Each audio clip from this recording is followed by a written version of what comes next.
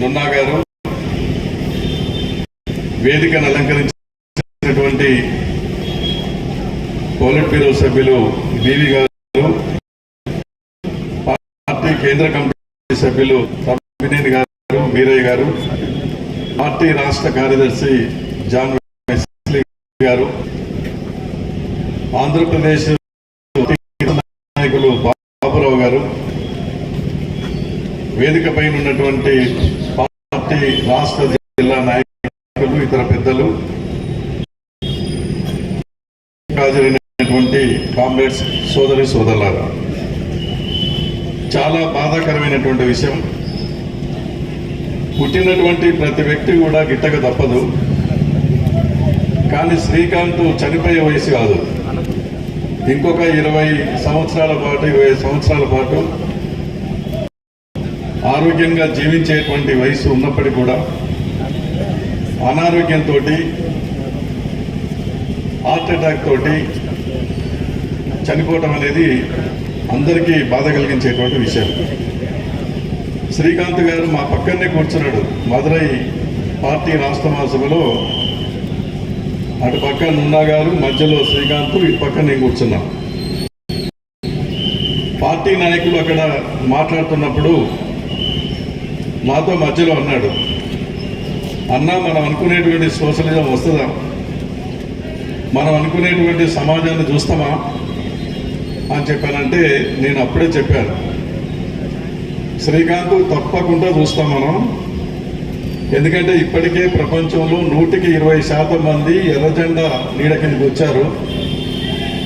రోజు రోజుకు ఎర్రజెండా వైపు ప్రజలు వస్తున్నారు, శ్రామిక వర్గం వస్తుంది. రోజు రోజుకు పెట్టుబడి దేశాలు బలహీనపడతా ఉన్నాయి, సోషలిస్ట్ దేశాలు బలపడతా ఉన్నాయి.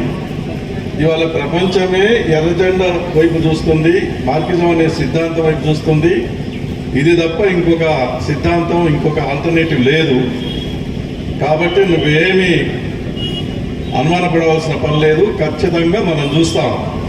నువ్వు నేను ఇంకొక 20-25 సంవత్సరాల దాకా మన బతాం, మనం ఆ సమాజాన్ని చూస్తాం. సోషలిస్ట్ సమాజం ఈ దేశంలో కూడా వస్తుంది. మన దాటి వరకు పోరాటాలు చేయవలసింది అని చెప్పేసి చెప్తే నవ్వాడు. అంతేనంటావా అన్నాన్ని నవ్వుకుంటూ కూర్చున్నాడు. ఆ రకంగా సడన్గా ఆ కామ్రేడ్ ఏంటంటే నాకు ఛాతీలో నొప్పి వస్తుందని చెప్పనగానే మన కామ్రేడ్స్ ఏమాత్రం ఆలస్యం చేయకుండా మహాసభ నుంచే హాస్పిటల్ తీసుకెళ్ళి, కార్పొరేట్ హాస్పిటల్ తీసుకెళ్ళి, ఆ హాస్పిటల్ కూడా మళ్ళీ హైదరాబాద్లో ఉన్నటువంటి డాక్టర్స్ తోటి వాళ్ళతో కూడా ఫోన్ చేయించి వైద్యపరంగా అన్ని విధాలుగా ఆయన బతికించుకోవడానికి కావాల్సినటువంటి ప్రయత్నం అంతా కూడా అక్కడ ఉన్నటువంటి నాయకత్వంగా మేము చేయడం అనేది జరిగింది. వెంటనే ఒక ఇంజక్షన్ వేయాలంటే 50,000 రూపాయలు అవుతుందంటే పర్వాలేదు, 50 కానీ 1,00,000 కానీ మీరు వెంటనే ఆయన బ్రతకడానికి కావాల్సినటువంటి ఇంజక్షన్లా కూడా మీరు వేయండి అని చెప్పేయించడం అనేది జరిగింది. కాబట్టి అంత సడన్గా ఆయన అంతకుముందు వేసినటువంటి బ్లాక్ అయిపోవటం, అది ఆయన ఆరోగ్యం సహకరించకపోవటం, దానివల్ల ఏంటంటే భౌతికంగా మన నుంచి దూరం కావటం జరిగింది. చాలా బాధాకరమైనటువంటి విషయం.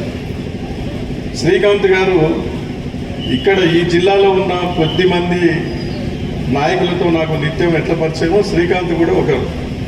ఎందుకంటే నల్గొండ జిల్లా పక్కనే ఉంది కాబట్టి సూర్యాపేట, హుజూర్ నగర్, కోదాడు, మిర్యాలగూడ ప్రజలతో చాలా సంబంధాలు ఉన్నాయి, బంధుత్వాలు కూడా ఉన్నాయి. వారానికి 2-3 సార్లు పోసి అన్న పలానా వాళ్ళు వస్తున్నారు మాట్లాడండి, పలానా పంచాయతీ ఉంది, లేకపోతే డిఎస్పీ చెప్పండి, ఇట్లా చెప్తూ ఉండేవాడు. ఆ రకమైనటువంటి ఒక మంచి ఒక రిలేషన్ అనేటువంటి నాతో ఆయనకు పరిచయం అనేది ఉన్నది. ఎర్ర శ్రీకాంత్ అంటే ఎర్రజెండా ముద్దు బిడ్డ, ఒక క్రాంతి నిచ్చేటువంటి మార్గం చూపించేటువంటి ఒక గొప్ప నాయకుడిగా మనం శ్రీకాంత్ మనం చూస్తూ ఉన్నాం. ఆయనలో ఉన్నటువంటి 2 గొప్ప లక్షణాలు, ఒకటి ఏంటంటే నిజాయితీగా, బాధ్యతగా ప్రజలకు అందుబాటులో ఉండి అన్ని వర్గాల ప్రజల యొక్క సమస్యలను అర్థం చేసుకొని కార్మిక వర్గ నాయకుడైన 2 వైపులు ఆలోచించి సమస్యలు రాకుండా, ఇక్కడ మొన్న యాత్ర చూస్తే కార్మిక వర్గమే కాదు, అనేక మంది వ్యాపారస్తులు శ్రీకాంత్ అంటే అభిమానిస్తూ ఆ అంతిమ యాత్రలో పాల్గొనడం అనేది జరిగింది.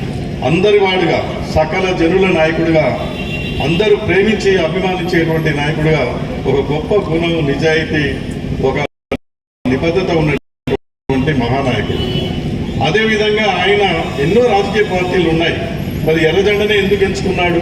కమ్యూనిస్ట్ పార్టీని ఎందుకు ఎంచుకొని ఎన్ని ఆటుపోట్లు వచ్చినా, ఎన్ని ఆటంకాలు వచ్చినా కూడా తట్టుకొని ఎందుకు ఎర్రజెండ భుజానేసుకొని పనిచేశాడంటే, ఈ దేశంలో, ఈ ప్రపంచంలో ప్రజలందరికీ న్యాయం చేసేది, అసమానత లేనటువంటి సమాజం రావాలంటే, దోపిడీ లేని సమాజం రావాలంటే, ప్రతి మనిషి అన్ని అవసరాలు తీర్చుకునే సమాజం రావాలంటే, కార్మికులకు, శ్రామికులకు న్యాయం జరగాలంటే ఈ మిగతా పార్టీల వల్ల కాదు.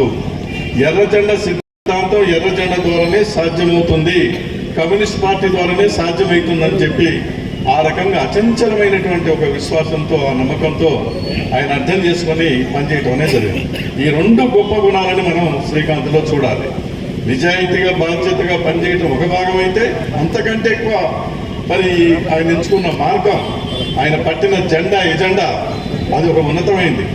కాబట్టి ఏంటంటే శ్రీకాంత్ మరి ఇప్పటివరకు చేసినటువంటి త్యాగాలు, ఆయన చేసినటువంటి సేవలు ఎన్నిటికీ కూడా మర్చిపోలేము, ఎప్పుడు కూడా గుర్తుంటాయి. ఆయనకు మరి నిజంగా నివాళులు అర్పించిన వాళ్ళని కావాలని చెప్పానంటే, శ్రీకాంత్ లేనటువంటి లోటుని ఇక్కడ కార్మిక వర్గం, ఈ మార్కెట్ యార్డ్ ఖమ్మం టౌన్లో కానీ, జిల్లాలో కానీ, రాష్ట్రంలో కానీ మనం అంతా కూడా భుజాన్ని వేసుకొని ఆ రకంగా చేసినప్పుడే నిజంగా నివాళులు అర్పించిన వాళ్ళు అయితే తప్ప ఇంకోటి కాదు. ఆయన త్యాగాలు, ఆయన ఆశయాలు ఖచ్చితంగా నెరవేరుతాయి. మన నాయకులు చెప్పారు ఇంతకుముందు, ఎంతో కాలం లేదు, తప్పకుండా ఆయన యొక్క ఆశ నెరవేరే కాలం వస్తుంది. దిక్కు అనే మన ఉద్యమాలు సాగించాలి. ఇవాళ పెద్ద దిక్కుని కోల్పోయింది, అది కూడా ఒక రకంగా ఒక నాయకుని కోల్పోవడం అనేది జరిగింది. అయినా కుటుంబానికి జిల్లా పార్టీ, రాష్ట్ర పార్టీ అన్ని విధాలుగా అండదండలు ఇస్తూ మరి ఆ రకంగా ఏంటంటే సహకరించడం అనేది జరుగుతుంది అని తెలియజేస్తూ మరి శ్రీకాంత్కు జోహార్లు అర్పిస్తూ